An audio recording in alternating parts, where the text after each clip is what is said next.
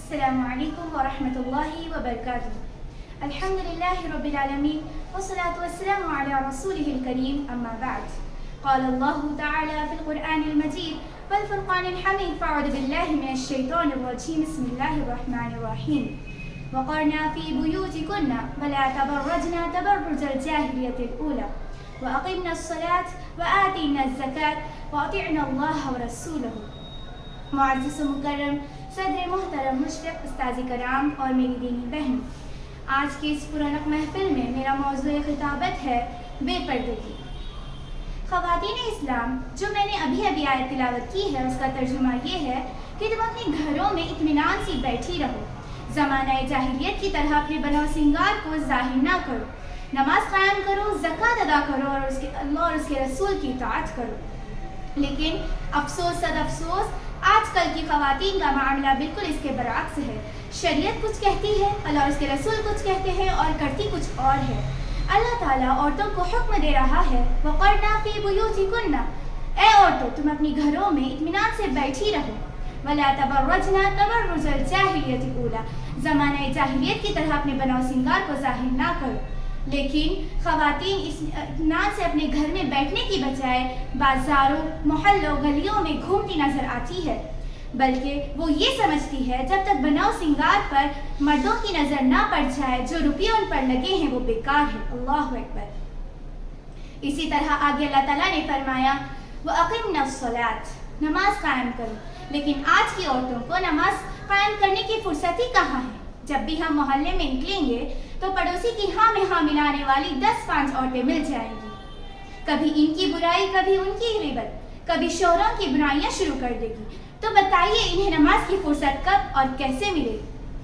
آگے اللہ تعالیٰ نے فرمایا وآتینا الزکاة، زکوٰۃ ادا کرو.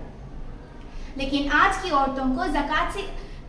عورتوں کو مال و دولت سے، سونے چاندی سے اتنی محبت ہے، اگر ان پر زکوٰۃ واجب ہو جائے تب بھی وہ زکوٰۃ نہیں دیتی.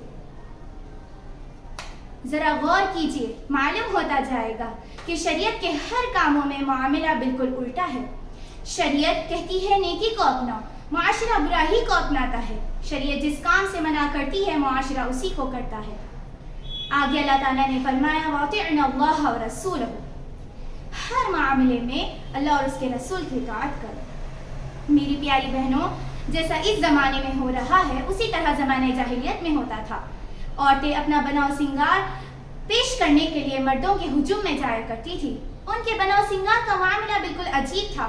گلے میں ہار اور قسم قسم کے زیورات پہن کر چھما چھم اداؤں سے اس طرح چلتی کہ اور مردوں کی نظر ان پر پڑ جائے تو ان کی شان و شوکت کو دیکھ کر حیران رہ جاتے.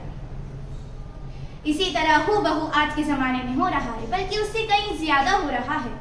اگر ہم شادی کے جلسے، ٹی پارٹی، عید کے اجتماع، کھیل تماشوں کا جائزہ لیں گے تو ہمیں معلوم ہوگا کہ عورت کی شرم و حیا نے کیا حال بنا رکھا ہے. زمانہ جاہلیت کی عورتوں سے کتنا فاصلہ رہ گیا ہے.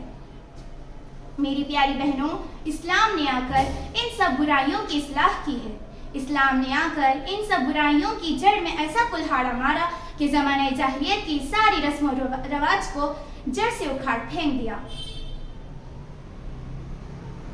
میری پیاری بہنوں، ذرا غور کیجئے، اگر گھر میں 1 یا 2 روٹی بچ جاتی ہے تو ہم اسے کپڑے میں لپیٹ کر رکھتے ہیں تاکہ چوہا بلی نہ کھا جائے. جب 1 پاؤ دودھ بچتا ہے تو ہم اسے چھپا کر رکھتے ہیں تاکہ بلی نہ پی جائے.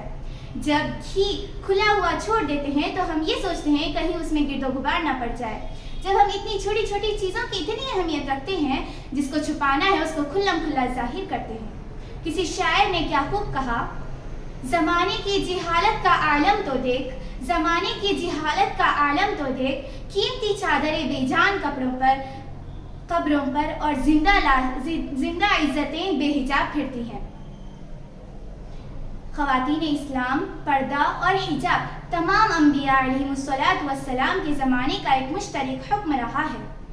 سیدنا آدم علیہ السلام سے لے کر جناب محمد صلی اللہ علیہ وسلم تک عورت کو مرد کے برابر نہیں سمجھا گیا. پردہ اور حجاب کے متعلق قرآن میں 7 آیتیں ہیں اور حدیث میں 70. ان تمام باتوں سے یہ بات معلوم ہوتی ہے کہ عورت کا وجود اور اس کی نقل و حرکت مردوں کی نظر سے مستور یعنی چھپی ہوئی ہونی چاہیے. جیسا کہ اسلام نے قدم قدم پر روک لگایا ہے اور عورتوں کی عصمت و آبرو کا لحاظ رکھا ہے۔ آخر میں میری اللہ رب العالمین سے دعا ہے کہ اللہ تعالیٰ ہم سب کو باحجاب رہنے کی توفیق دے اور بے پردگی سے روکنے کی توفیق دے۔ آمین ثم آمین۔ وآخر دعوانا الحمد للہ رب العالمین۔ والسلام علیکم ورحمۃ اللہ وبرکاتہ۔